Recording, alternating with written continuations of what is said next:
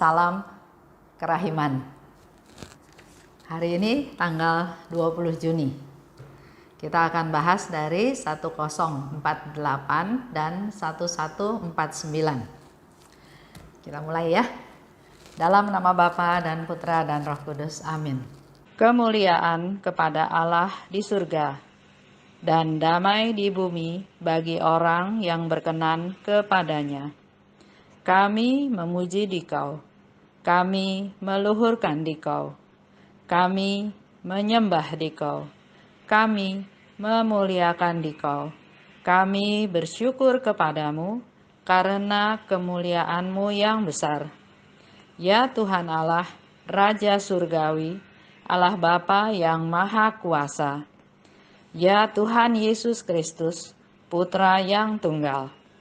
Ya Tuhan Allah, Anak Domba Allah, Putra Bapa. Engkau yang menghapus dosa dunia, kasihanilah kami. Engkau yang menghapus dosa dunia, kabulkanlah doa kami. Engkau yang duduk di sisi Bapa, kasihanilah kami. Karena hanya Engkaulah kudus, hanya Engkaulah Tuhan. Hanya Engkaulah Maha Tinggi, ya Yesus Kristus, bersama dengan Roh Kudus dalam kemuliaan Allah Bapa. Amin. Dalam nama Bapa dan Putra dan Roh Kudus. Amin. 1048 kita mau belajar tentang pengajaran ilahi. Kemudian dalam sekejap aku terperangkap berdiri di dekat Yesus. Aku berdiri pada altar di samping Tuhan Yesus, dan rohku dipenuhi dengan kebahagiaan yang sedemikian besar, sampai aku tidak mampu memahaminya atau menulis tentangnya. Suatu damai dan ketenangan yang luar biasa memenuhi jiwaku. Yesus membungkuk terhadapku dan berkata dengan sangat ramah, "Apa yang engkau inginkan, putriku?" Dan aku menjawab, "Aku ingin agar kerahimanmu dihormati dan dimuliakan." Aku sudah menerima penghormatan itu lewat penetapan dan perayaan pesta ini. Apalagi yang engkau inginkan?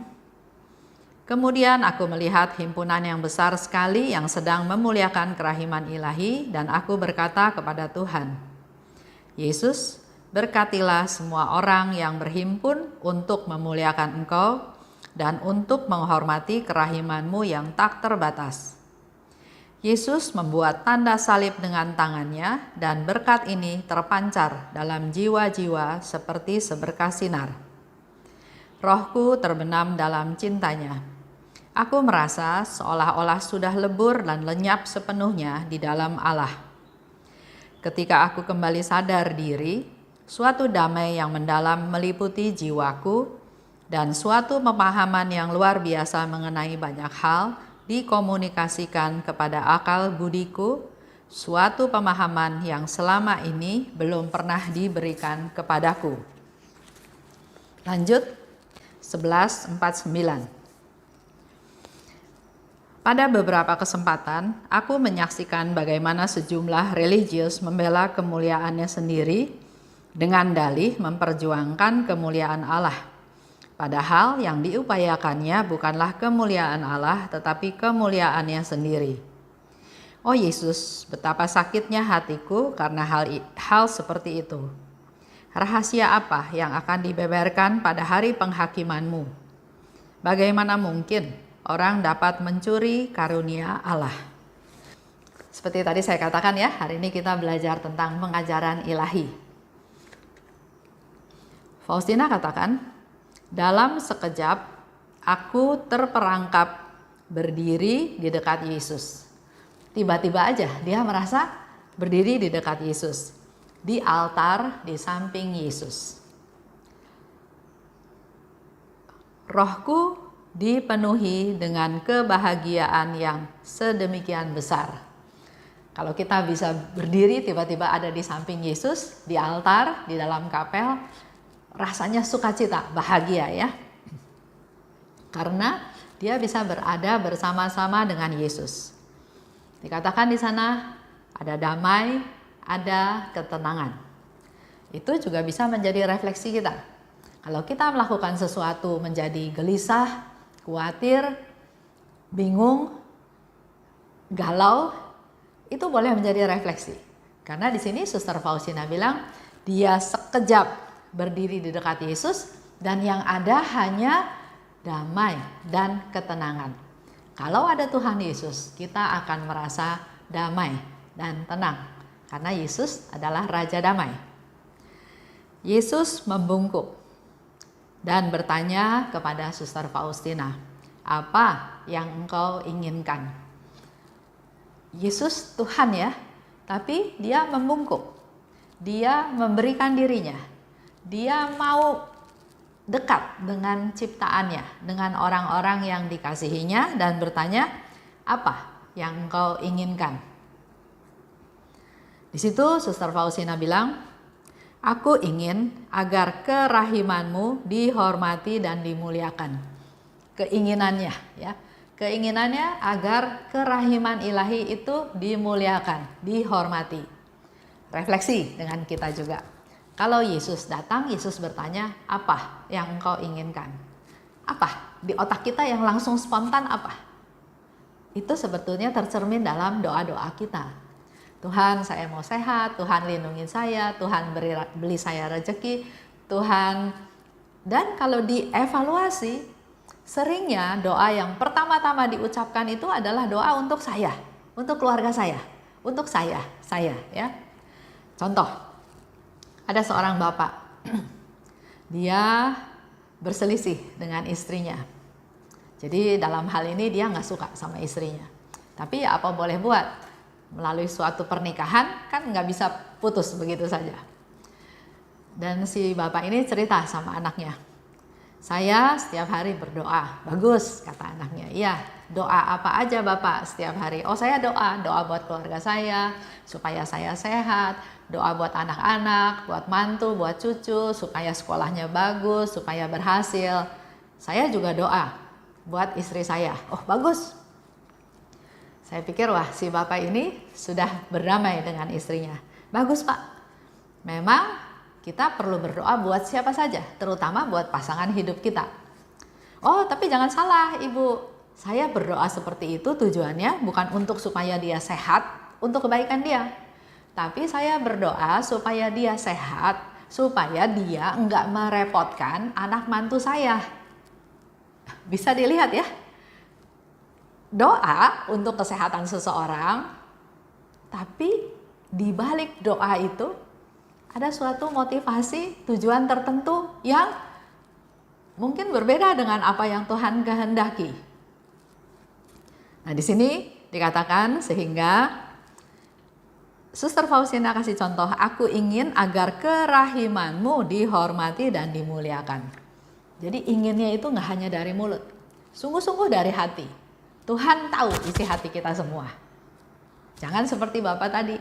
Dia berdoa buat istrinya supaya sehat, bukan karena dia sayang sama istrinya, bukan karena dia mengasihi istrinya, cuma karena kalau dia sakit nanti kan anak mantunya dia repot.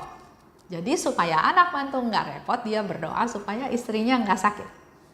Lihat ya, hati-hati dengan kita juga dalam doa kita sehari-hari.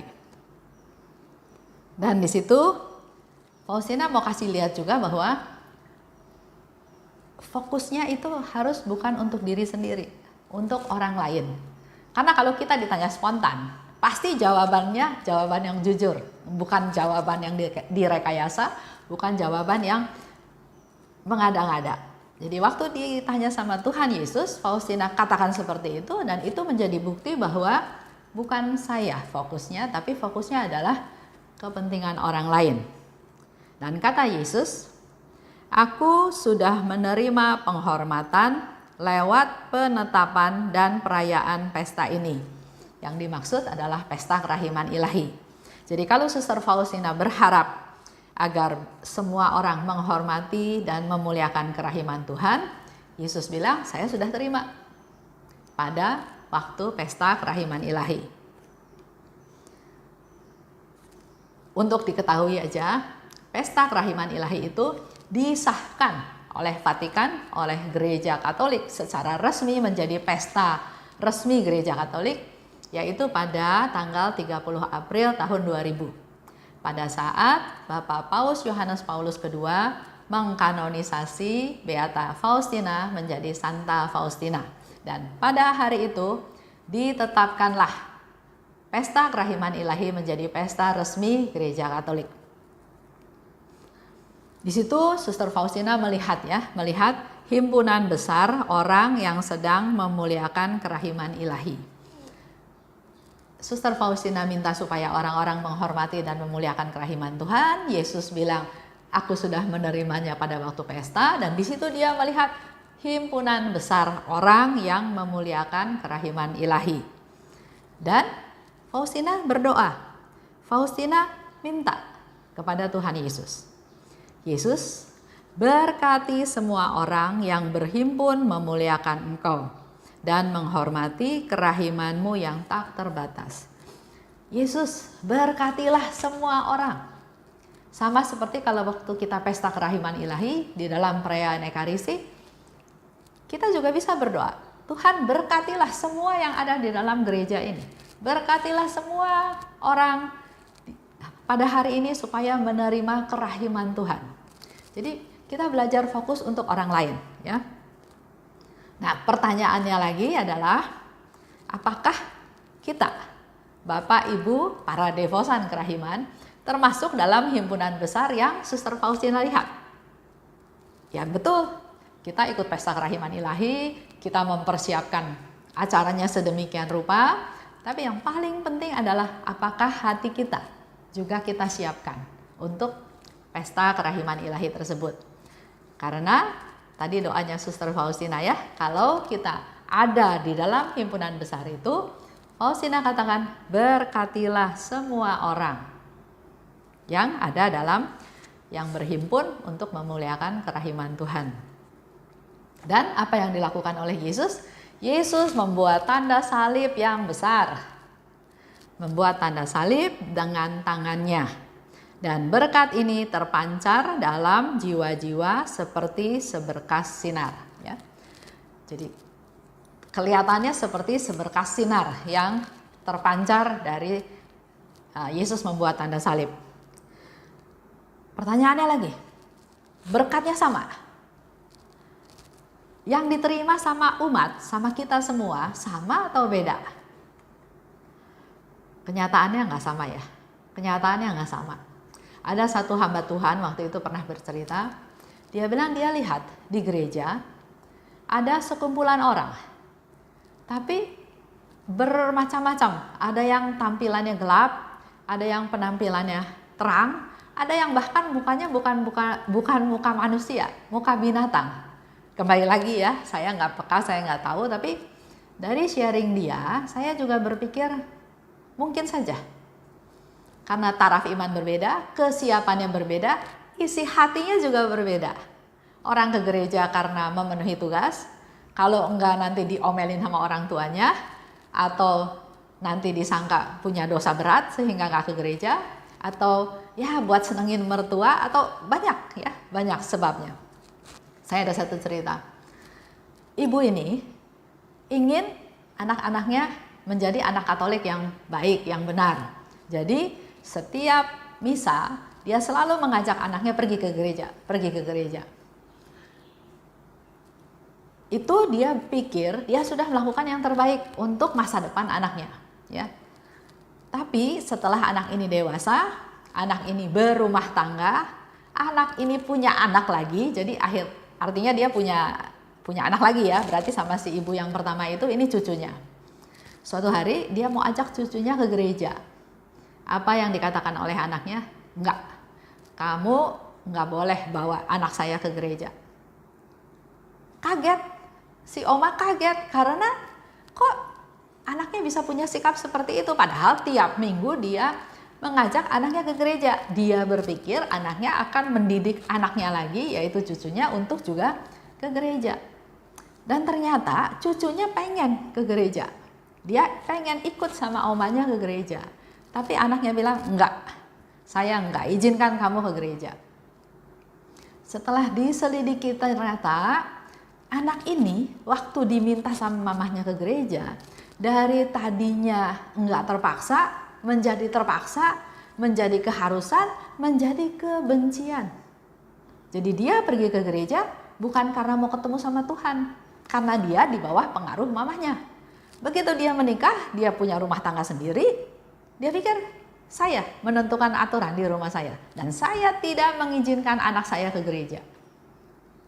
Lihat ya, jangan sampai hal ini terjadi. Kembali lagi, jadi Yesus memberikan tanda salib yang besar dan berkat itu terpancar dalam jiwa-jiwa seperti seberkas sinar. Tapi ingat, enggak sama. Bukan Tuhannya pilih kasih, enggak. Tuhan memberikan rahmat sebanyak-banyaknya. Buat apa dia pilih kasih? Dia punya rahmat banyak sekali. Jadi siapapun mau minta pasti dia kasih. Tapi yang nerimanya itu beda-beda. Tergantung imannya, tergantung kesiapannya, tergantung kerinduannya.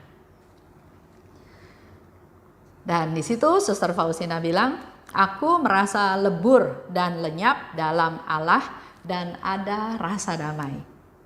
Di samping itu, Faustina mendapat lagi satu pencerahan baru. Dia bilang, dan pemahaman mengenai banyak hal. Suatu pemahaman yang selama ini belum pernah diberikan kepadaku. Jadi ikut Tuhan itu bukan langsung semuanya terbuka, semuanya kelihatan. Nggak bisa, kita pun nggak bakalan mampu kalau Tuhan memberi kesempatan seperti itu. Seperti di devosi kerahiman ya. Saya pernah cerita. Tahun 1931, Yesus memberitahukan kepada Suster Faustina tentang gambar kerahiman, tentang pesta kerahiman. Tentang koronka, dia baru cerita tentang koronka pada tahun 1935. Tentang jam kerahiman, Yesus kasih tahu lagi pada tahun 1937. Jadi ada tahapannya, ada kesiapannya. Begitu pula dengan pemahaman-pemahaman yang terjadi. Enggak langsung semuanya. Dikasih tahu juga percuma kalau tahap imannya atau kitanya belum siap. Sama seperti babi yang dikasih mutiara.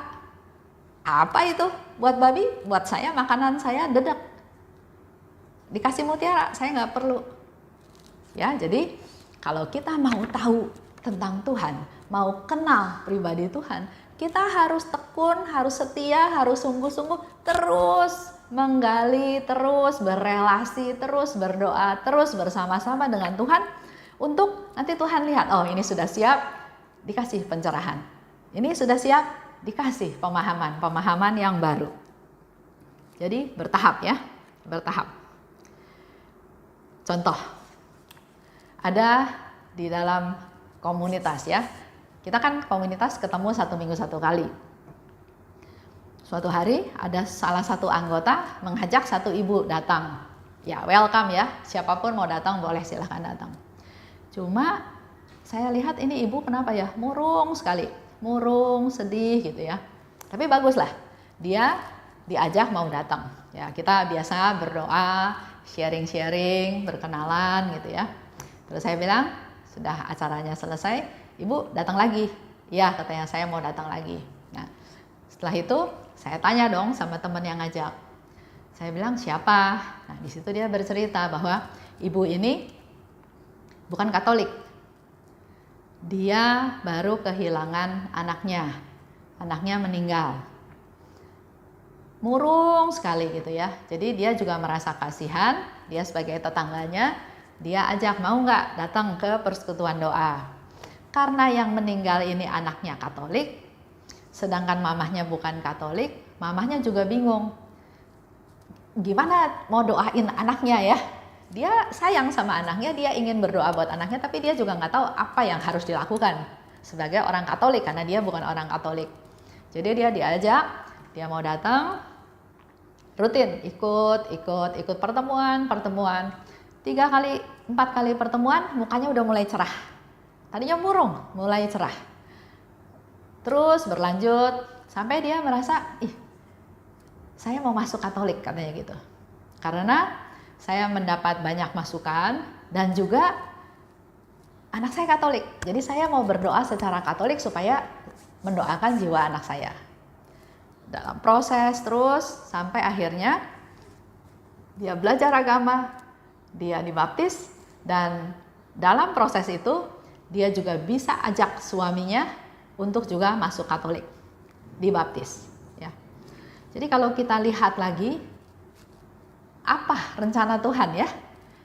Rentetannya bagaimana? Tapi pasti Tuhan itu memberikan rencana damai sejahtera melalui banyak peristiwa. Sekarang dia rajin datang, dia juga bisa berdoa spontan, dia bisa berdoa buat anaknya, dia bisa juga pelayanan kunjungan ke rumah sakit ya, ke yang sakit, dan dia men-sharingkan, menceritakan betapa sukacitanya dia. Tadinya dia betul-betul sedih, nggak ngerti maksudnya Tuhan, tapi pelan-pelan dia bisa bersyukur, bisa menerima kenyataan tersebut, dan sekarang yang dia lakukan adalah pelayanan, berdoa untuk orang-orang yang sudah meninggal dan juga kunjungan rumah sakit.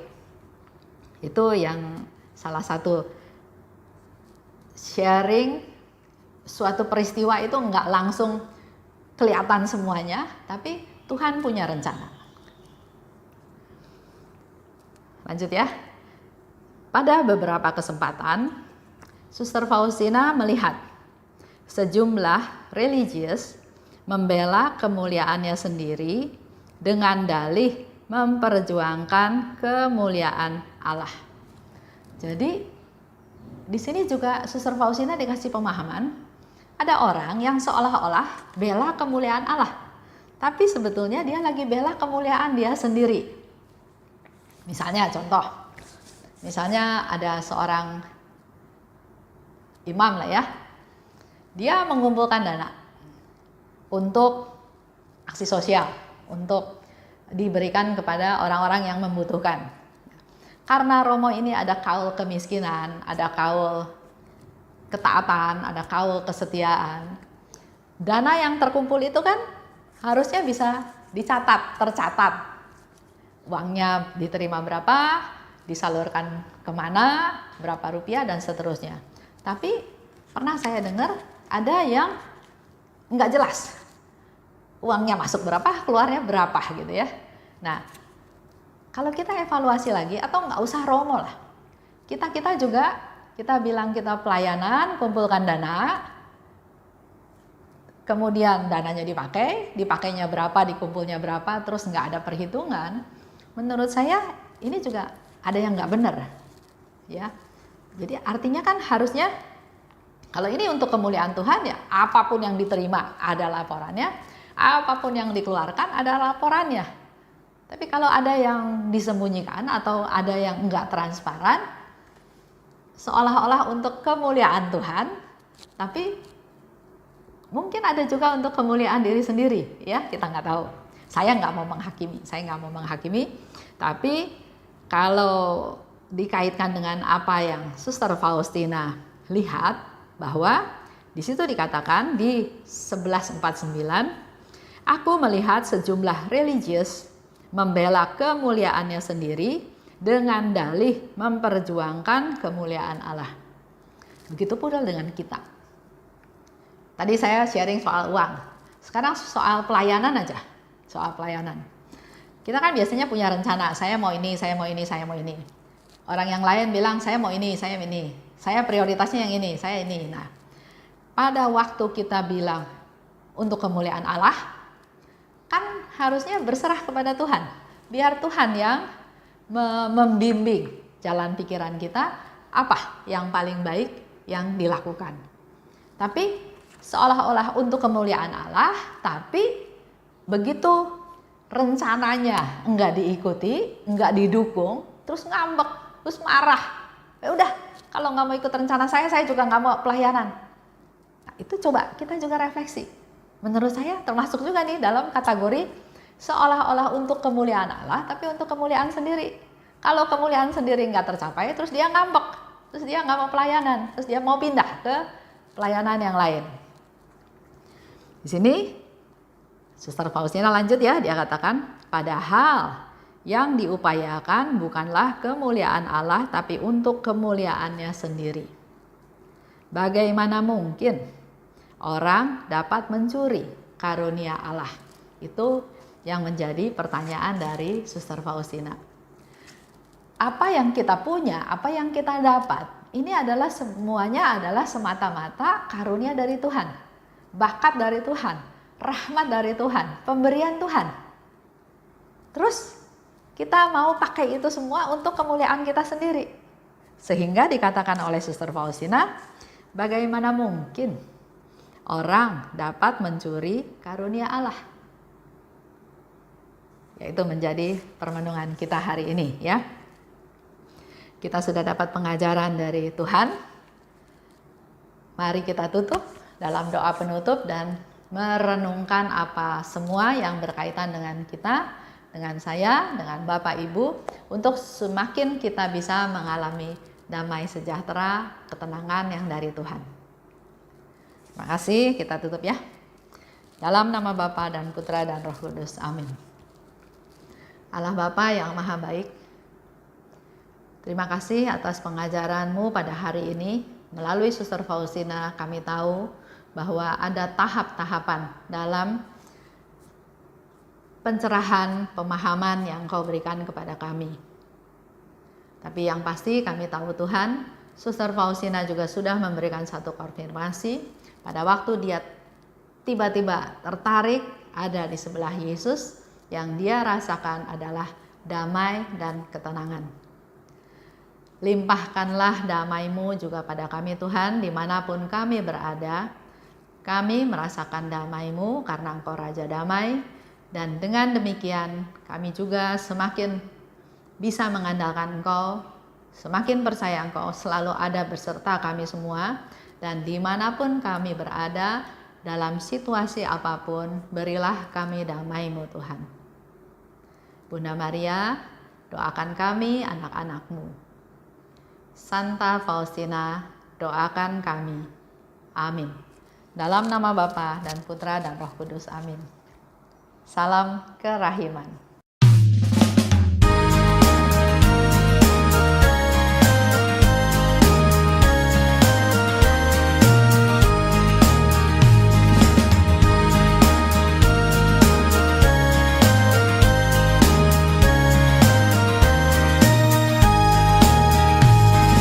Berbahagialah jiwa yang menyerukan kerahiman Tuhan.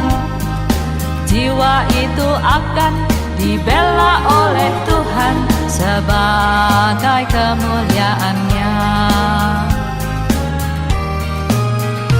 Pujilah kerahiman Tuhan dengan mengandalkan kerahiman-Nya itu.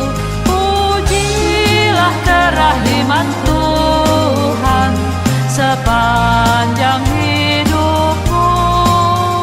Pujilah kerahiman Tuhan dengan mengandalkan kerahiman-Nya itu. Pujilah kerahiman Tuhan sepanjang hidupmu.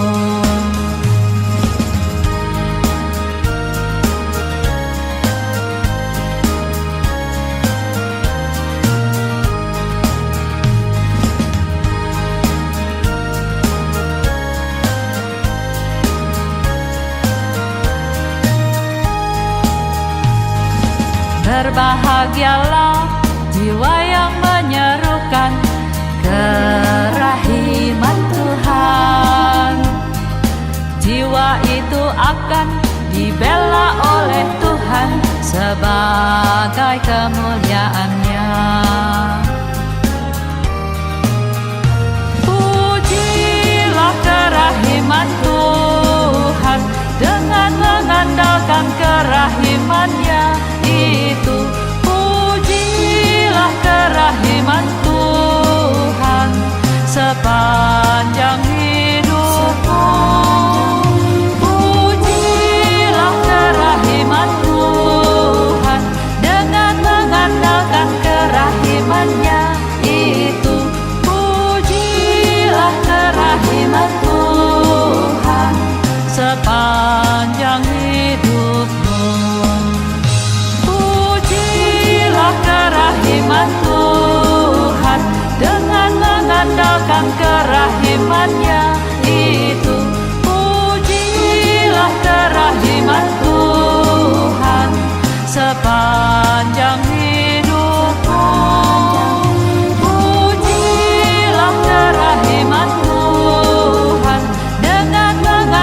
mengandalkan kerahiman-Nya.